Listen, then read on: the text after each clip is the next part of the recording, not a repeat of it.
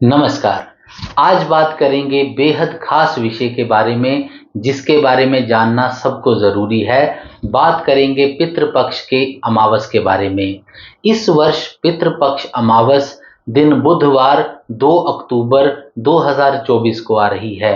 ये एक बेहद खास अमावस मानी जाती है, क्योंकि पितृपक्ष में पितृ जो है वो भूलोक पर आए होते हैं। इस दिन उनको विदा करना होता है, लेकिन इस दिन श्राद्ध करना बेहद ज़रूरी होता है, क्योंकि इस दिन किया हुआ श्राद्ध पितरों तक जाता है। लेकिन एक चीज़ का और ध्यान रखिए कि मान लीजिए यदि आपके कोई पूर्वज पितृ हैं जो चले गए हैं, जिनके बारे में आपको पता नहीं कि उनके जाने की तिथि क्या है, कि ये श्राद्ध उनका किस तिथि पर कर सकें, तो इसलिए यदि किसी को भी किसी तरह का कोई कन्फ्यूज़न है श्राद्ध करने की तिथि को लेकर, तो वो जिसका श्राद्ध करना चाहते हैं, पितृपक्ष की अमावस के दिन यदि वो श्राद्ध करते हैं, तो उसका फल उनको ज़रूर अच्छा मिलता है।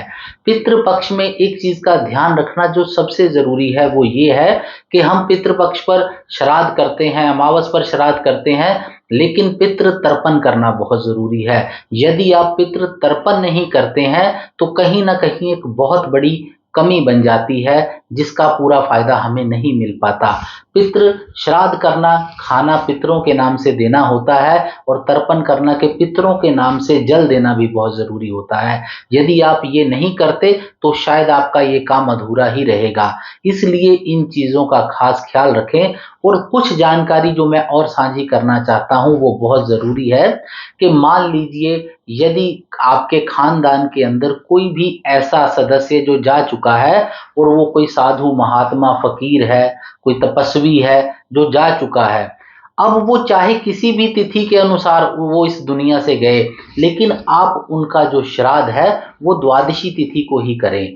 अगर आप उस दिन वो श्राद्ध करेंगे, तो पूर्ण रूप से आपको फ़ायदा मिलेगा, क्योंकि जो भी अपने खानदान के गए हुए महात्मा लोग होते हैं, उनका श्राद्ध जो है वो द्वादशी तिथि के दिन करना ही अनिवार्य है। लेकिन यदि कोई ऐसा चला गया है जो बहुत छोटी उम्र में अचानक चला गया है, हथियार से नुकसान हो गया, किसी दुर्घटना में चला गया है, या कोई अकाल जिसे कहते हैं अकाल मृत्यु हो गई, बहुत जल्दी चला गया है, ऐसे लोगों का जो श्राद्ध होता है वो 14 तिथि पर, यानी कि अमावस से एक दिन पहले वाली तिथि पर करना चाहिए। 14 तिथि एक ऐसी तिथि है जिस पर ऐसे ही लोगों का श्राद्ध हो जो लोग अचानक चले गए, हथियार में, दुर्घटना में चले गए, तो वो ठीक रहेगा। अगर कोई श्राद्धों के बीच में हम सोचते हैं कि 14 तिथि पर ही गया और उसका श्राद्ध 14 तिथि को बनता है, तो आप वो 14 तिथि पर श्राद्ध ना करके अमावस वाले दिन करें, क्योंकि 14 तिथि को खाली तिथि माना गया है। इस दिन ऐसे लोगों का ही श्राद्ध करना ठीक रहेगा जो जल्दी चले गए, किसी दुर्घटना में चले गए, तो अमावस वाले दिन 14 तिथि वालों का श्राद्ध करें तो ज़्यादा अच्छा रहेगा। और अमावस के दिन श्राद्ध करने से क्या होता है कि सबका उसमें हम कहते हैं कि दान हो गया।